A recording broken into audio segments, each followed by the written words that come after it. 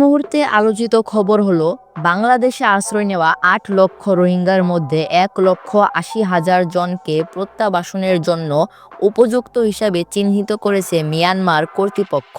আজ ৪ এপ্রিল শুক্রবার মিয়ানমার কর্তৃপক্ষের সূত্রে চিফ অ্যাডভাইজর জিওবি কথা জানিয়েছে। সূত্রটি আরও জানিয়েছে ২০১৮ থেকে ২০২০ সালের মধ্যে বাংলাদেশে ৬ দফার এই তালিকা সরবরাহ করেছিল।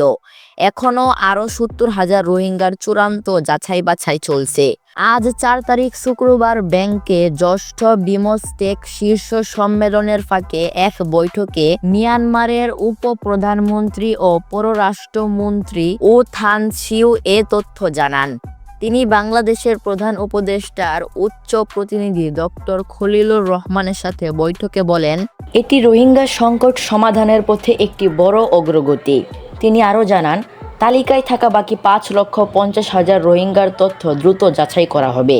বৈঠকে বাংলাদেশের প্রতিনিধি মিয়ানমারের ভূমিকম্পে ক্ষতিগ্রস্তদের প্রতি সমবেদনা জানান এবং বলেন, বাংলাদেশ মানবিক সহায়তা পাঠাতে প্রস্তুত।